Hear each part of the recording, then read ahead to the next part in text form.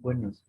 Vamos a dar inicio al módulo 4 del diplomado Ley de Adquisiciones y Contrataciones de la Administración Pública.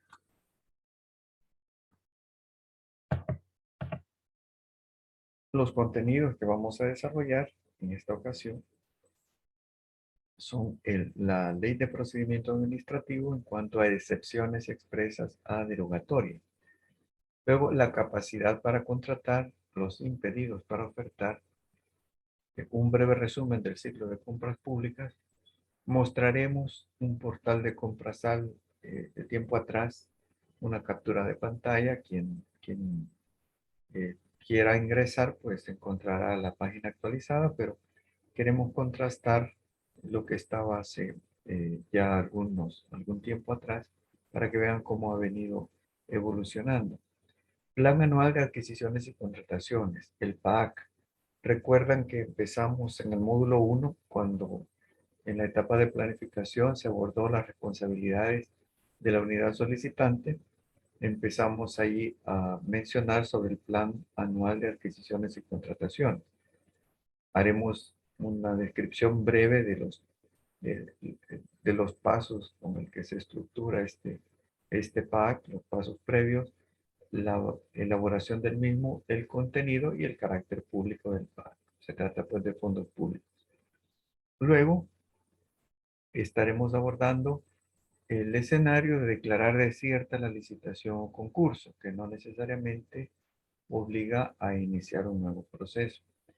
Y cerraremos con la solución a controversias, el arreglo directo y el arbitraje. Deberíamos tener a lo largo del proceso del ciclo de compras públicas a todas las personas idóneas en cada uno de los roles para evitar que se generen controversias. En la inmensa mayoría de los casos, las controversias dañarán a todas las partes. No es cierto que beneficiarán a una y dañarán a la otra. En general, traerán daño y no beneficio a las partes. Pues el proceso que llega a feliz término, aunque no lo crean algunos europeos, es un ganar-ganar. Realmente ese es un escenario que existe, por lo menos de este lado del mundo. Tenemos pues el artículo 163 de la Ley de Procedimiento Administrativo. Dice así: la presente ley será de aplicación en todos los procedimientos administrativos. Por tanto, quedan derogadas expresamente todas las disposiciones contenidas en leyes generales o especiales que la contraríen, incluyendo las que regulen el régimen de procedimientos en la Ley del Seguro Social y la Ley de la Comisión Ejecutiva Hidroeléctrica del Río Lempa. No obstante, no se derogan los procedimientos administrativos en materia tributaria y aduanal, de prestaciones de seguridad social, de expropiación forzosa, procedimientos para la administración militar, procedimientos de selección del contratista y procedimientos relativos al medio ambiente, los cuales se regirán por lo dispuesto en su ley especial. En todo lo no previsto se aplicará lo establecido en esta ley. Tenemos procedimiento de selección del contratista, es parte de la gestión de la compra. Antes de la contratación, pues tenemos que seleccionarlo y se debe adjudicar. Ahora abordaremos los artículos 25 y demás que corresponden a la capacidad para contratar con el Estado. Artículo 25 de la CAP. Podrán ofertar y contratar con la administración pública todas las personas naturales o jurídicas, nacionales o extranjeras, que tengan capacidad legal para obligarse y que no concurra en ellas las siguientes situaciones. A. Haber sido condenado con anterioridad mediante sentencia firme por delitos contra la hacienda pública, corrupción o hecho activo, tráfico de influencias y los contemplados en la ley contra el lavado de dinero y de activos, mientras no hayan sido habilitados en sus derechos por la comisión de esos ilícitos. B. Haber sido declarado en estado de suspensión de pagos de sus obligaciones o declarado en quiebra o concurso de acreedores siempre que no esté rehabilitado. Aquí estamos hablando de los oferentes. C. Haberse extinguido por parte de la institución contratante el contrato celebrado con alguna de las instituciones por causa imputable al contratista durante los últimos 5 años contados a partir de la referida extinción. D.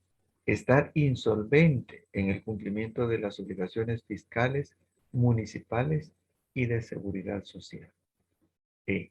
Haber incurrido en falsedad material o ideológica al proporcionar una información requerida de acuerdo a esta ley. F.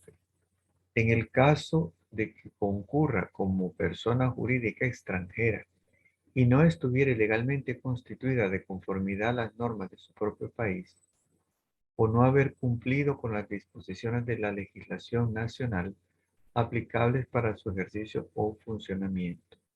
G. Haber evadido la responsabilidad adquirida en otras contrataciones mediante cualquier artificio. Los contratos celebrados en contravención a lo dispuesto en este artículo producen nulidad, sin perjuicio de la responsabilidad civil, administrativa y penal en que se incurre.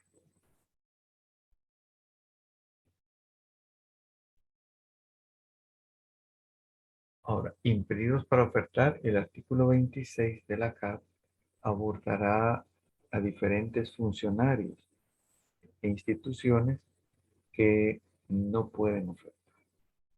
Artículo 26. No obstante lo establecido en el artículo anterior, no podrán participar como ofertantes a el presidente y vicepresidente de la República, los diputados propietarios y suplentes de la Asamblea Legislativa y del Parlamento Centroamericano, los miembros de los consejos municipales y del Consejo de Ministros, los titulares del Ministerio Público, el presidente y los magistrados de la Corte Suprema de Justicia y de la Corte de Cuentas de la República, los miembros de la Junta Directiva del Instituto Salvadoreño del Seguro Social, de la Comisión Ejecutiva Hidroeléctrica del Río Lempa-Cel, los miembros de la Junta Directiva de las instituciones financieras y de crédito público, tales como Banco Central de Reserva de El Salvador, Fondo Social para la Vivienda, Fondo Nacional de la Vivienda Popular, Banco de Fomento Agropecuario, Banco Hipotecario, Banco Multisectorial de Inversiones, así como los miembros del Tribunal de Servicio Civil, del Consejo Nacional de la Judicatura, del Tribunal Supremo, de las juntas de gobernadores o de consejos directivos de las instituciones autónomas y todos los demás titulares de las instituciones públicas, ni las personas jurídicas en las que estos ostenten la calidad de propietarios, socios, accionistas, administradores, gerentes directivos, directores, concejales o representantes legales. No podrán ofertar en ninguna institución de la administración pública. B. Los funcionarios y empleados públicos y municipales en su misma institución. Ahora ya estamos en un nivel de jerarquía menos alto que el literal A. Repito, los funcionarios y empleados públicos y municipales en su misma institución, ni las personas jurídicas en las que aquellos ostenten la calidad de propietarios, socios, accionistas, administradores, gerentes, directivos, directores, concejales o representantes legales. Esta disposición también será aplicable a los miembros de las juntas o consejos directivos. C. El cónyuge o conviviente y las personas que tuvieran vínculos de parentesco hasta el segundo grado de afinidad y cuarto de consanguinidad con los funcionarios públicos y empleados públicos mencionados en el literal anterior, así como las personas jurídicas en las que aquellos ostenten la calidad de propietarios, socios, accionistas, administradores, gerentes, directivos, directores, concejales o representantes legales. D. Las personas naturales o jurídicas que en relación con procesos de adquisición o contratación hayan sido sancionados administrativa o judicialmente o inhabilitados por cualquier institución de la administración pública por el plazo que dure la inhabilitación. Ya habíamos abordado este escenario en el módulo 3. B. Las personas naturales o jurídicas que hayan tenido relación de control por administración o propiedad con las personas a que se refiere el literal anterior al momento de su incumplimiento. Estas inhabilidades se extienden de igual forma a la subcontratación.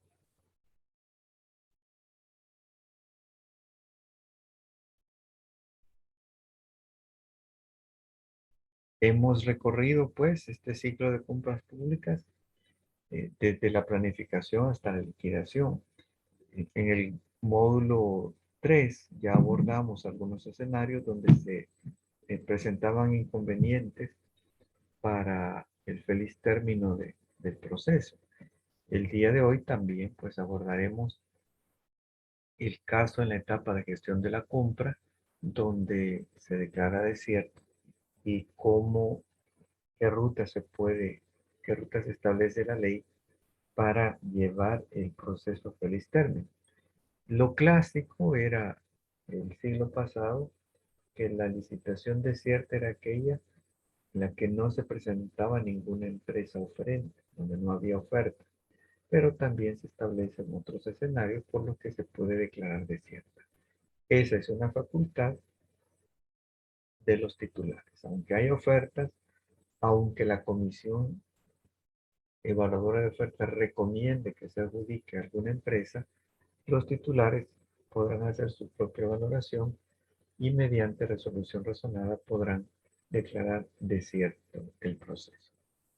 Ahora bien, también si durante todo este proceso pueden también surgir controversias, sobre todo en la etapa de seguimiento. Si hay muchos seres humanos involucrados en un proceso, hay diferentes puntos de vista, cada persona tiene su propia óptica de los hechos y es siempre una posibilidad que se generen controversias. Si el administrador o administradora de contrato o orden de compra es una persona que se apega al perfil que nos estableció la UNAP y por lo tanto tiene los conocimientos eh, y las habilidades para ese rol, se entendería que no deberían surgir controversias, que habrá un buen manejo de cualquier conflicto que pueda ir surgiendo. Pero como no siempre es así, hay algunas instancias, algunas opciones también dentro de la CAP para el manejo y solución de las controversias. Y con esto pues se podría llegar a feliz término a la liquidación, sin necesidad de recurrir a la vía jurisdiccional. Como dije antes, la mayoría de participantes pues ya conocen y están familiarizados con el portal de Comprasan, pero para quienes no sea así, presentamos esta captura de pantalla. Ahí está la fecha. De tiempo atrás todavía estaba publicada la circular con los lineamientos generales de contratación directa por el estado de emergencia nacional decretado por la pandemia del COVID-19. Las personas que estuvieron involucradas en esos procesos de contratación directa, sin duda, descargaron esa circular y la tienen en sus expedientes personales e institucionales para documentar las, la forma en que actuaron en ese momento. Como dije, es importante y es responsabilidad personal estar debidamente documentado. Como pueden ver, ya la UNAC, el portal de Comprasan, pues es el portal en la plataforma de la UNAC, nos da la ubicación en físico, el teléfono fijo incluso para contactarlo, es una unidad del Ministerio de Hacienda.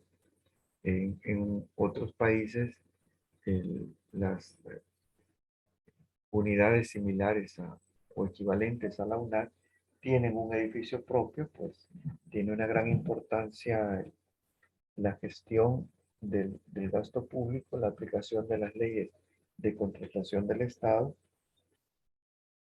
y por lo tanto se les ha dotado de más recursos, de más presencia y es un proceso por el que El Salvador también va a ir poco a poco avanzando. El portal de compra SAL también permite, como pueden ver al centro, accesar al PAAC. De esa forma se puede explorar en qué institución puede, si somos empresa privada, en qué institución puede haber interés por los bienes o servicios que nuestra empresa pretende suministrar al Estado. En los últimos tiempos, incluso antes de la pandemia, ya se estaba agilizando para que cualquier persona natural o jurídica se registre como proveedor del Estado de una forma más o menos amigable. Para personas naturales se simplificó al extremo que basta con el TUI. Es natural que si es persona natural, pues también no va a tener necesidad de mucha documentación, pero sí como Ministerio de Hacienda le podrían exigir, por ejemplo, la solvencia, su inscripción en el IVA, pero por el momento han estado tratando de minimizar ese tipo de requisitos. Y ha estado bastando con el número de DUI-NIT para que se registre como proveedor del Estado. Y si es persona jurídica, pues lo único que le piden adicionar es la matrícula de comercio. Con esto ya obtiene su número de registro y su usuario y puede empezar a participar. Le van a pedir que establezca cuáles son los bienes o servicios que ofrece al Estado y en los procesos en los que haya interés en ese tipo de servicio, pues le van a tomar en cuenta. Eh, Volvieron a la práctica que junto con las invitaciones para participar en diferentes procesos, agregan un enlace al PAAC. Así cada empresa puede explorar en qué institución puede haber interés por sus servicios o por los bienes que suministra. Esto pues es algo dinámico en el que se puede acceder incluso desde fuera del país. No sé si es presión o es la marcha natural del desarrollo, el hecho que se está tratando que haya proveedores extranjeros que puedan registrarse sin estar físicamente en El Salvador. Por el momento no pueden participar en licitaciones sin estar acá porque se sigue exigiendo el, la garantía de sostenimiento de oferta y para ello todavía no hay forma de hacerlo electrónicamente, tiene que entregarlo en físico, pero se tiende a que se pueda manejar cualquier empresa desde el otro lado del mundo, si está interesada, pueda participar como oferente en línea.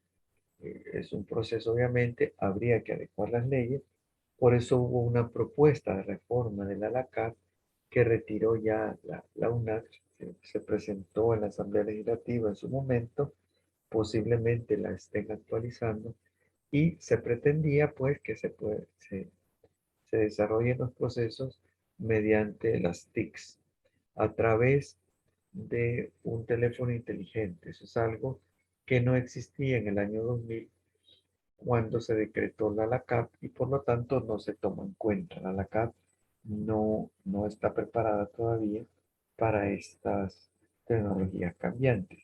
Habrá que hacerle reforma para que se pueda utilizar estas tecnologías y las nuevas, porque estoy seguro que las que en este momento nos parecen eh, el non plus ultra, dentro de 5 años van a parecer completamente obsoletas. Entonces el proceso del avance tecnológico se torna cada vez más ágil. Siempre estamos en aguas desconocidas. Entonces las leyes de alguna forma tienen que ir armonizando para regular estos ámbitos de aplicación de las mismas. Bien, como dije, vamos a abordar brevemente el proceso de la elaboración del Plan Anual de Adquisiciones y Contrataciones. Esta es la etapa en la que toda empresa se integra como parte del staff de su cliente. Y el cliente arranca con la unidad solicitante. Por supuesto que también la UASI, pero es la unidad solicitante. Por eso hablábamos de las farmacéuticas, que son desde hace mucho tiempo una fuerza, lo que llamamos acá visitadores médicos, que mantiene presencia con sus clientes. No ve como clientes solo las farmacias que le hacen pedidos, sino que desde hace mucho aplican estrategias del B2B, que se llamaban diferente antes, porque se decía todo en español, y de esa forma saben llevar soluciones, propuestas de solución a los problemas que su cliente quiere resolver. De esa forma se integran como parte del equipo de trabajo de su cliente. Y es la mejor manera para estar de la mano, prestar el servicio y el seguimiento al cliente y llevar la delantera a la competencia. Este es un breve resumen, la vista general de la elaboración del PAC. La UFI incorpora las fuentes de financiamiento del ejercicio. El jefe de la unidad solicitante o el técnico elabora la solicitud de mercancías de obras, bienes o servicios. Hace una lista de lo que va a necesitar en el año, en el ejercicio fiscal, para llevar a cabo su plan operativo anual, su POA o su plan de trabajo. Luego, el jefe de la unidad solicitante aprueba esa solicitud de mercancías de obras, bienes o servicios. La UASI valida las solicitudes aprobadas, selecciona las mercancías seleccionadas para incorporarlas al PAC o no seleccionarlas para no incluirlas en el PAC. Y así genera un pre-PAC. Mientras no haya presupuesto aprobado, asignado, el PAC no va a quedar en firme.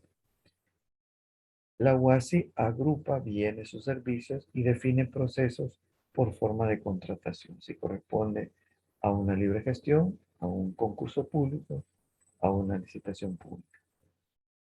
Luego la UFI ingresará los techos votados por fuente de financiamiento, unidad solicitante y específico. Con este ajuste, con estos techos, con un presupuesto ya aprobado, la UASI realiza los ajustes al PAC para validar el techo asignado contra lo solicitado para cada unidad, aquí depura, y genera el PAC que se va a publicar, el que está respaldado con el presupuesto institucional. Pasos previos para la elaboración del plan anual. Artículo 16 de la Carta. Sería interesante, cuando lo impartíamos de manera presencial, había algunas personas que recordaban claramente del módulo 1 cuando abordamos el artículo 6 de la Carta y cuáles son las excepciones contempladas en ese artículo, que acá hay que tomarlas en cuenta. Artículo 16 de la Carta. Todas las instituciones deberán hacer su programación anual de adquisiciones y contrataciones de acuerdo a su plan de trabajo y a su presupuesto institucional. Se deberá tener en cuenta la política anual de adquisiciones y contrataciones de la administración pública dentro de los límites establecidos en el literal A del artículo 6 de esta ley. Lo abordamos en el módulo 1, acabo de mencionar.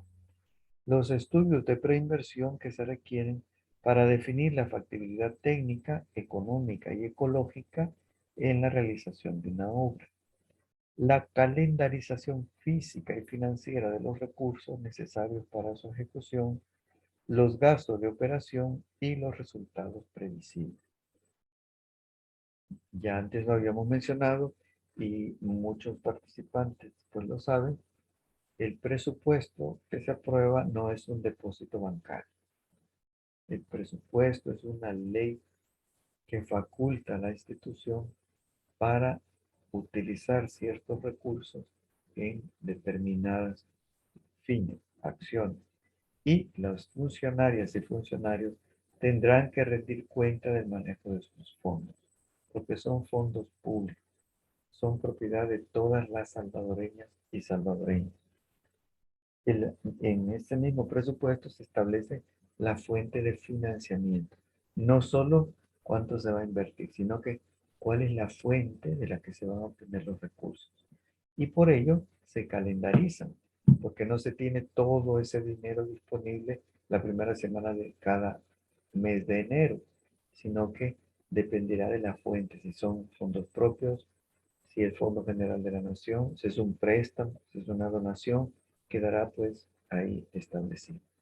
Y toda inversión debe tener unos resultados previsibles.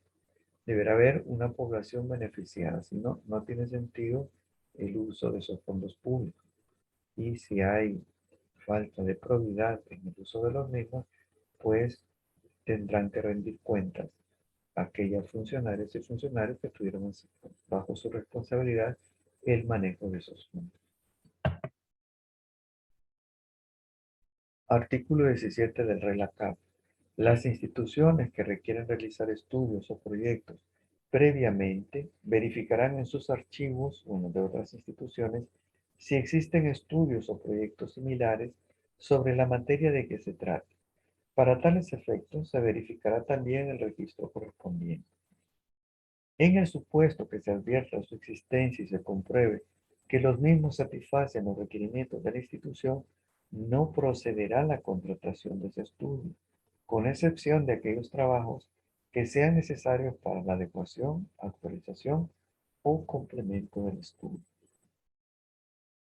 Podría ser que se esté planeando contratar una consultoría para hacer un estudio de población, ya que nuestro último censo poblacional tiene más de 10 años y la institución considere necesario actualizar esa información. Habrá que verificar si en la zona donde se pretende llevar a cabo el estudio para que se quiere contratar a un consultor, hay o no información actualizada de parte del Ministerio de Salud, que la tiene actualizada prácticamente en el 99% del territorio. Si el Ministerio de Salud tiene esa información, utilizó fondos públicos para obtenerla, para actualizarla. Por lo tanto, no procedería que se contrate un consultor, porque ya otra institución utilizó fondos públicos para ese mismo fin. Si no es así, o si hay que hacer algún complemento o adecuación, habrá que justificarlo y entonces sí procedería, pero exclusivamente para esa adecuación. Bien, vamos a hacer el receso en este momento. Cualquier comentario o pregunta lo abordamos después del receso.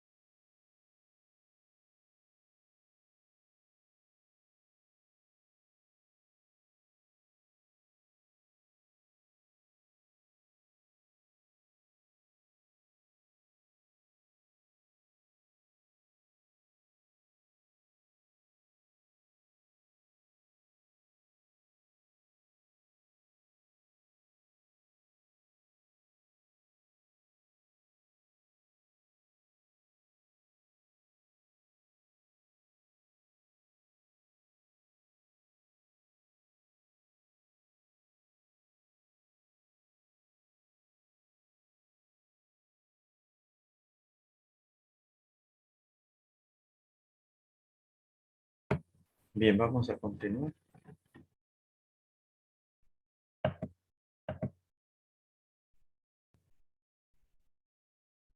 Pasos previos. Verificación de permisos y licencias. La unidad solicitante, previo a la contratación, deberá obtener de las autoridades competentes los dictámenes, permisos, licencias, derechos de propiedad intelectual y demás necesarios para la ejecución de los contratos, cuando sea legal, cuando legalmente sea procedente, salvo que por su naturaleza corresponda al contratista tramitarlos o que en los términos de referencia, especificaciones técnicas o bases de licitación o de concurso se estipulare previamente.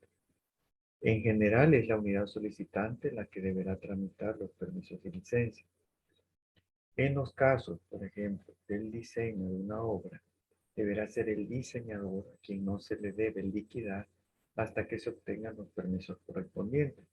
Y por una razón lógica en cuanto al manejo de los fondos públicos. Si al someter a aprobación ante autoridad competente aquel diseño hubiese observaciones, deberá ser obligación del diseñador superarlas. Y por lo tanto, no deberá la institución incurrir en costos adicionales para superar observaciones que aquel diseño esté generando. Estos pues son los casos donde se debe incluir esa obligación para el contratista en los TDR, en los términos de referencia. Impacto ambiental y patrimonio cultural. Artículo 19 del RELACAP. La unidad solicitante, previo a la contratación y cuando sea necesario, está obligada a considerar los efectos que sobre el medio ambiente pueda causar la realización de las obras públicas, tomando en cuenta la evaluación del impacto ambiental realizada por la autoridad competente. Los proyectos deberán apegarse a lo establecido en los permisos y autorizaciones correspondientes emitidos por el Ministerio de Medio Ambiente, Recursos Naturales y las instituciones del Estado que tengan atribuciones en la materia. No tendrá sentido que se vaya a realizar una obra que dañe nuestro medio ambiente o nuestro patrimonio cultural. Es algo que afortunadamente hemos visto que las nuevas generaciones tienen mayor conciencia, mayor exigencia por el respeto del medio ambiente y del patrimonio cultural. Asimismo, las unidades solicitantes deberán disponer de lo necesario para la conservación del patrimonio cultural de conformidad a la Ley Especial de Protección al Patrimonio Cultural de El Salvador y su respectivo reglamento. En la actualidad, a nadie en su sano juicio se le cruzó por la mente autorizar obras que impliquen demoler una pirámide. Pero en los años 80 sí, sí se obtuvieron esos permisos y la población no se sintió indignada, sino que lo vio como parte del progreso. Era como ripio ese tipo de obras. Como digo, no solo es porque existe una ley, sino que la conciencia colectiva ha avanzado y eh, no sería tan fácil controlar la opinión ciudadana, sin duda adversa, si alguien dijera, pues, eh, utilicemos olla de Serén para hacer un bulevar nuevo y un shopping center y tiramos todo esto que ya está viejo. Eso sí se hizo el siglo pasado, o derramar aguas negras en tantos ríos. Era una costumbre natural contaminar nuestros ríos porque se suponía que el recurso hídrico era inagotable. Hoy estamos viviendo esas consecuencias de haber dañado pues a la naturaleza y el planeta tiene que buscar compensar el daño. Eh, Todas estas leyes en cierta forma tratan de regular la actuación del uso de fondos públicos. A veces corresponde también poner freno a inversiones privadas, pero la CAP se va a referir al uso de fondos públicos que puedan dañar el medio ambiente y el patrimonio cultural.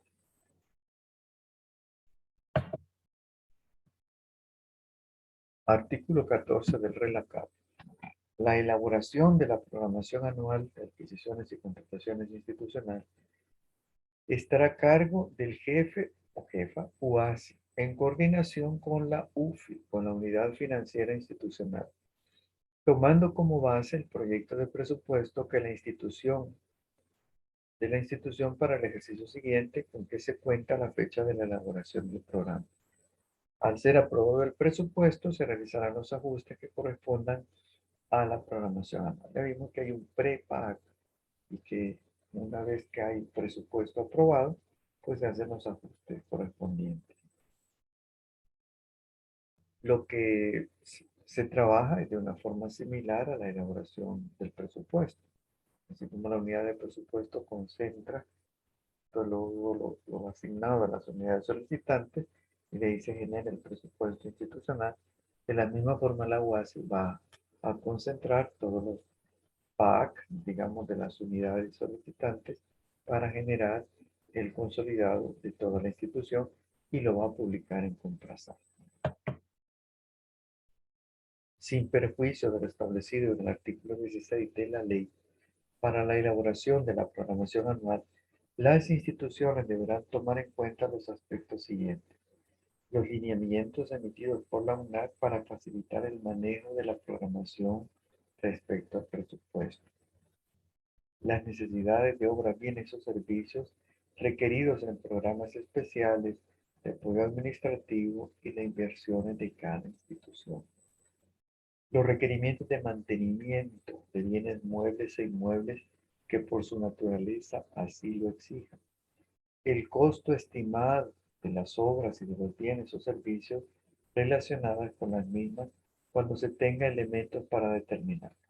Si hay una empresa privada respaldando ahí cerca, pues podrá dar ese apoyo para el estudio de mercado que la unidad solicitante debe elaborar precisamente en la etapa de planificación.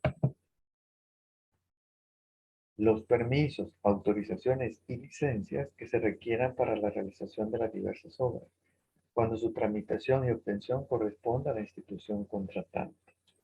Las potenciales prórrogas en los contratos que por su naturaleza puedan requerirla en la medida que las mismas sean previsibles. Tiene que haber presupuesto asignado para las prórrogas. Recordemos que las prórrogas son retrasos que no son responsabilidad del contratista. Por lo tanto, el contratista no puede cargar con los costos adicionales de una prórroga. Si hay monitores institucionales que tienen que darle seguimiento por más tiempo, pues es la institución la que debe contar con presupuesto. Si hay que utilizar vehículos para dar seguimiento a ese monitoreo, pues tiene que haber presupuesto para el mismo. Si hay una empresa consultora contratada para supervisar al contratista, por ejemplo, los honorarios de esa contratación no se le pueden cargar al contratista porque el retraso no es su responsabilidad. Deberá ser la institución la que pague de su presupuesto esos honorarios adicionales por los días que se han otorgado en la prórroga. Luego, las características de la región donde deba realizarse la obra pública, incluyendo condiciones ambientales, climáticas y geográficas, a efecto de definir el momento oportuno para su ejecución. El Salvador es una singularidad en Centroamérica que tiene una temporada lluviosa, más o menos definida, y una temporada seca, o menos lluviosa, más o menos definida. Aun cuando hay cambio climático, hay cierto comportamiento en la atmósfera que más o menos nos hace prever cuáles serán los meses más copiosos.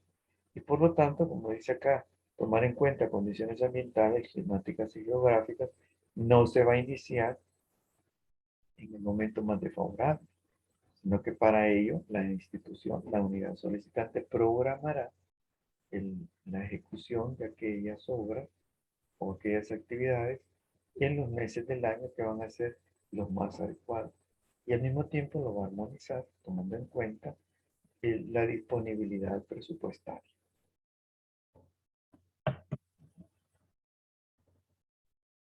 Artículo 15 del Regla CAN.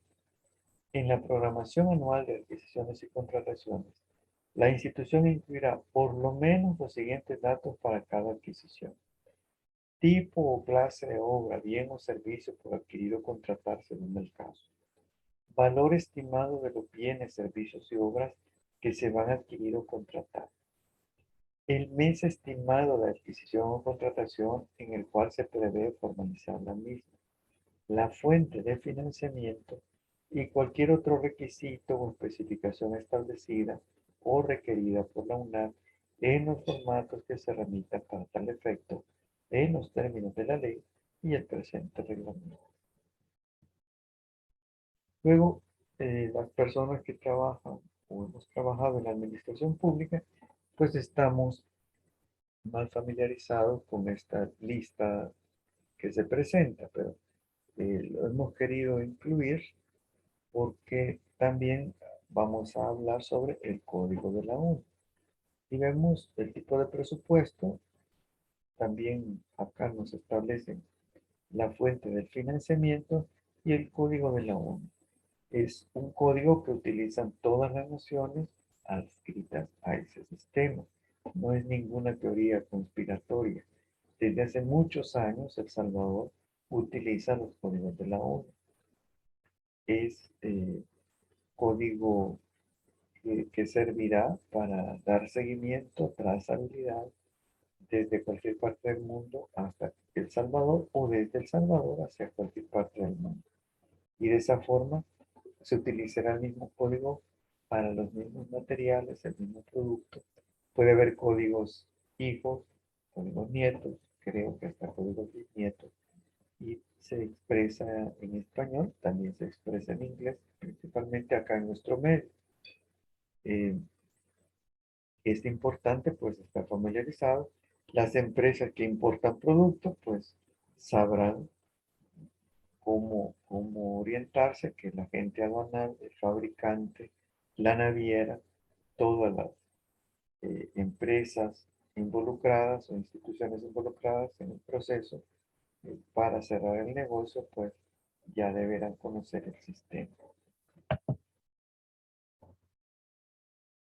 Las instituciones, a más tardar 30 días calendario después que su presupuesto haya sido aprobado por la Asamblea Legislativa o en su caso por los consejos municipales, pondrán a disposición del público su programación anual de adquisiciones y contrataciones del periodo presupuestario siguiente. La misma deberá ser publicada íntegramente por el Sistema Electrónico de Compras Públicas y además podrán utilizar las carteleras institucionales o los medios de comunicación físicos o tecnológicos de la institución.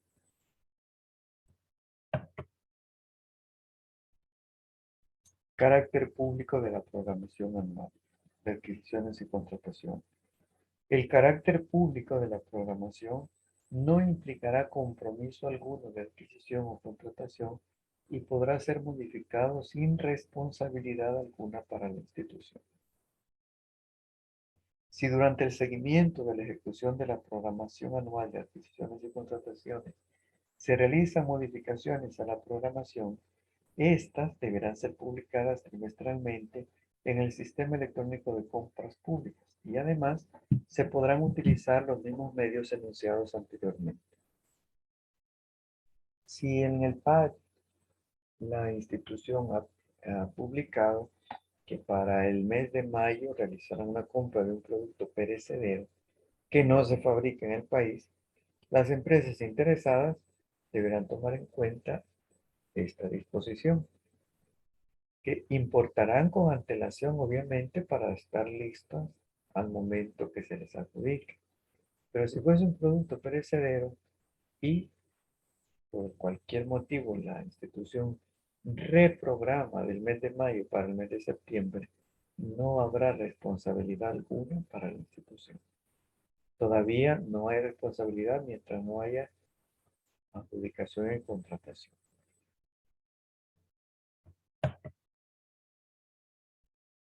Igual, este es un modelo de hace bastantes años, cuando se utilizaba el Excel, pero lo presentamos para mostrar la calendarización de ciertas compras.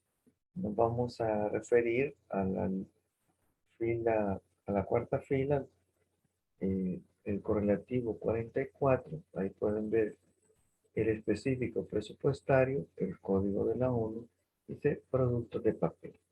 En ese año, esta institución programó dos compras de productos de papel, una en enero y otra en marzo. De esa forma, las empresas que venden productos de papel saben que solamente habrá esos dos procesos y luego a lo largo del año pues no habrá compras así de mayor volumen. Podrá haber microcompras tal vez de papelería, pero las que pueden ser interesantes para la empresa solamente serán esas dos. Así que reorienta sus esfuerzos para estar cerca de este cliente, pero también sabrá que cierre de negocio ya no habrá en esta institución, sino que será posiblemente de otras de las que cumplirá sus metas mensuales de facturación. Bien, ahora vamos a abordar ya en la recta final de este diplomado la declaratoria desierta, la licitación o el concurso.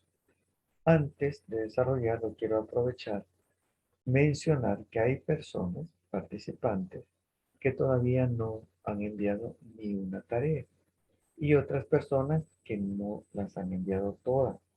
Recordarán al inicio del diplomado, se mencionó que este era un requisito que se exige a la institución, que haya actividades evaluadas. Entiendo que a estas alturas, que ya está venciendo el plazo para la entrega, será un poco difícil que se pongan al día en cuanto a las mismas.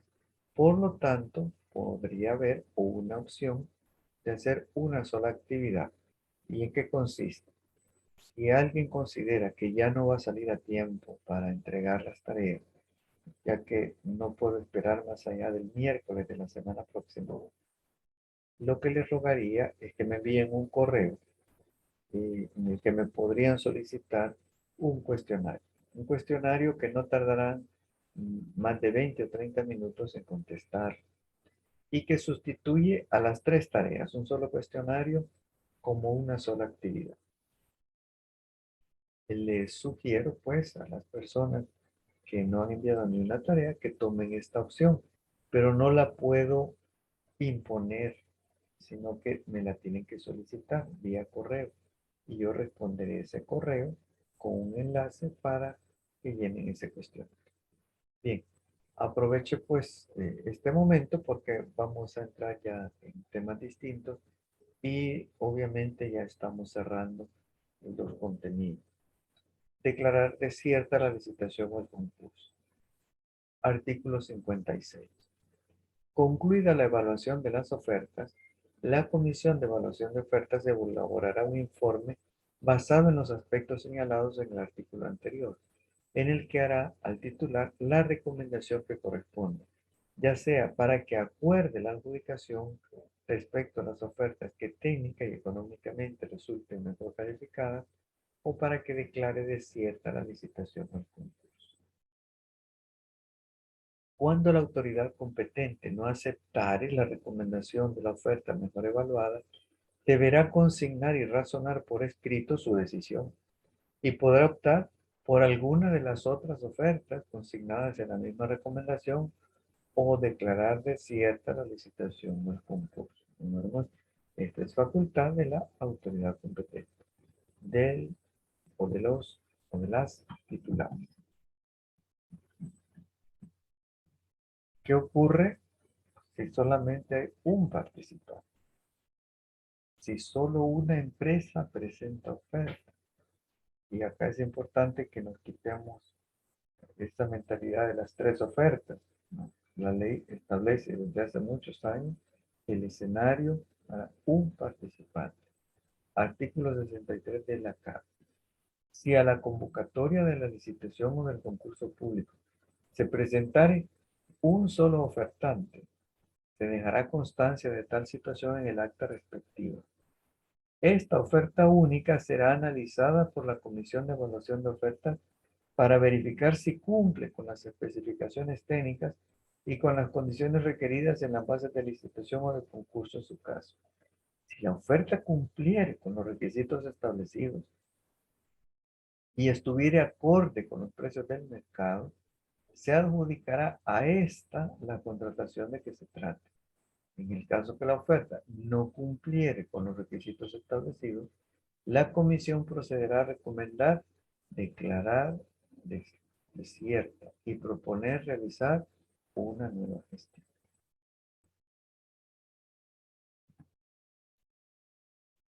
El otro escenario, ausencia total de participantes. Declarar desierta la licitación ante la ausencia total de participantes.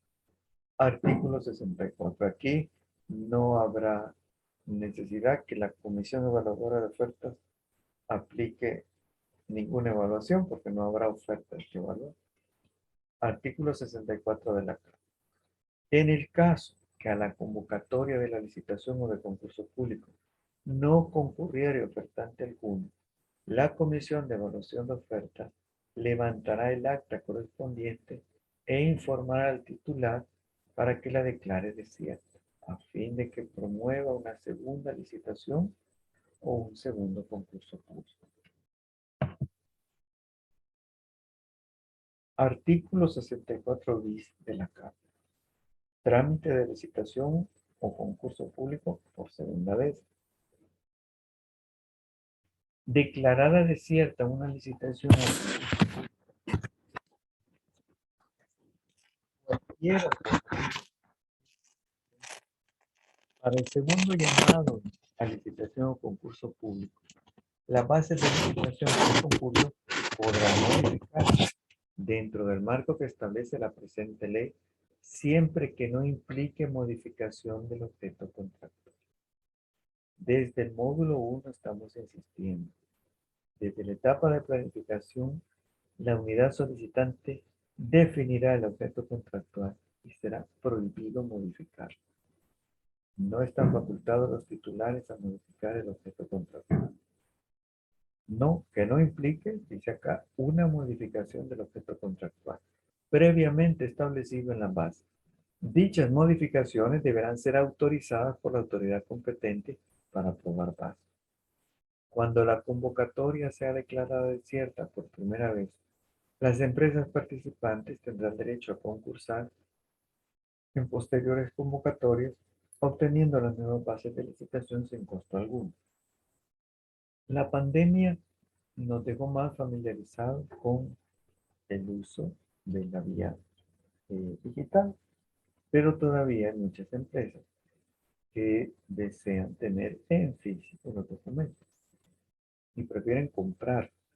Las bases se pueden descargar del portal de Comprasal sin costo en general, pero hay empresas que prefieren tenerlo en físico. Si ocurriera que se declara desierto el primer proceso, a las empresas que lo adquirieron, compraron la base, entonces se les deberá entregar la base de la segunda convocatoria sin costo.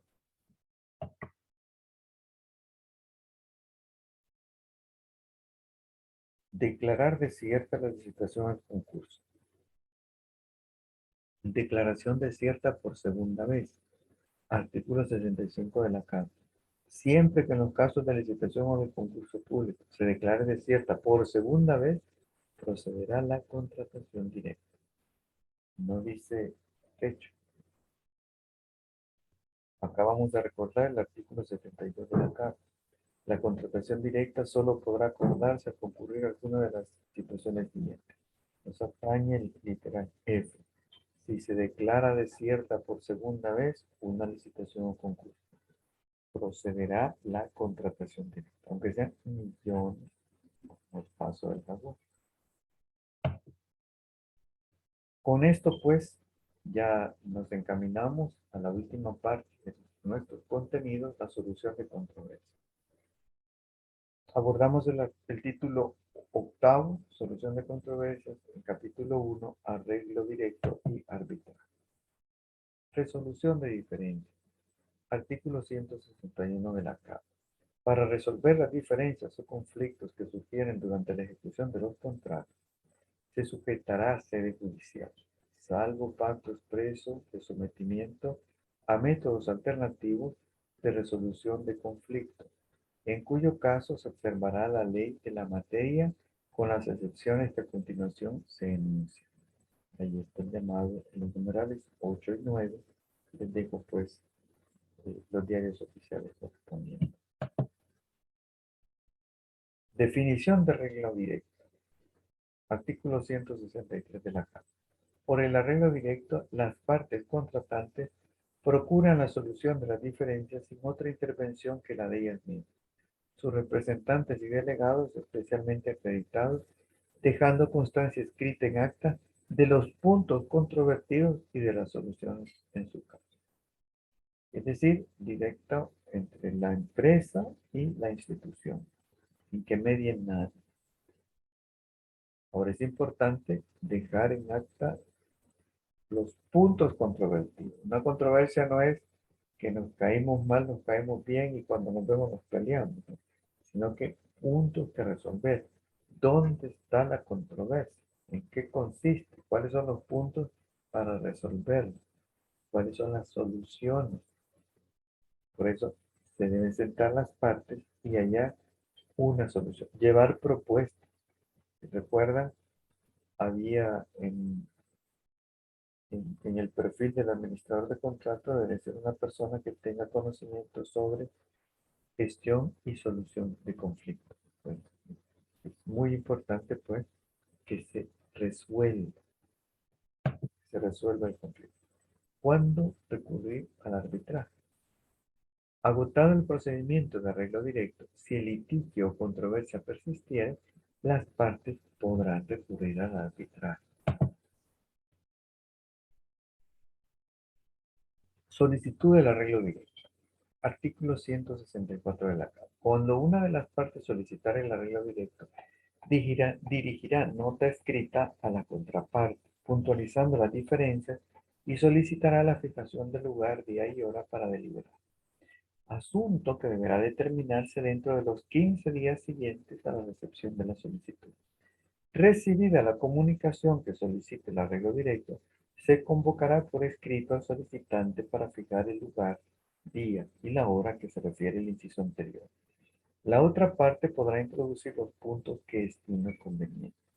Cuando la institución contratante fuere la solicitante del arreglo directo, en la misma solicitud se indicará el lugar, día y la hora en que deberá reunirse las partes para la negociación. Artículo 165 de la Carta. Intentado el arreglo directo, sin hallarse solución a las diferencias, podrá recurrirse al arbitraje en derecho o al arbitraje técnico, con sujeción a las disposiciones que le fueren aplicables de conformidad a las leyes pertinentes, teniendo en cuenta las modificaciones establecidas en este capítulo.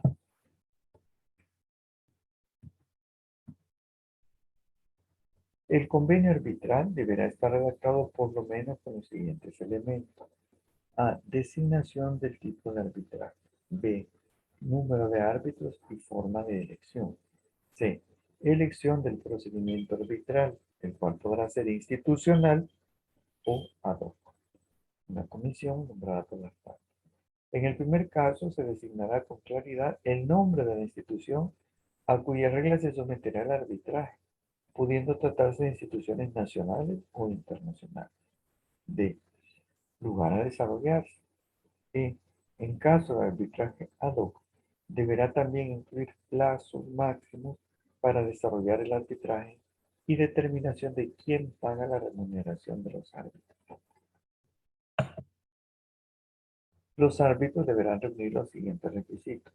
Amplia consideración moral. Reconocida competencia en ciencias jurídicas para el caso del arbitraje en derecho o en la ciencia, arte u oficio especializado concerniente al fondo de la disputa para el caso del arbitraje técnico. C. Independencia e imparcialidad de juicio. Volvemos otra vez a ver cierta analogía con el perfil del administrador de contrato.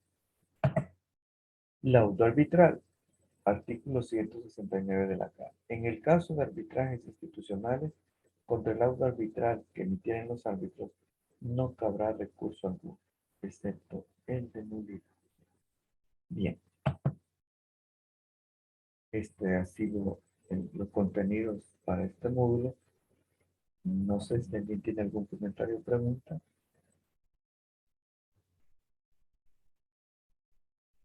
No, no me resta más que reiterar mi agradecimiento. Nuevamente menciono a las personas que deseen que les envíe el cuestionario electrónico, solicítelo por favor a través de un correo electrónico a esta dirección electrónica. Y considero que en menos de 20-30 minutos lo habrán completado.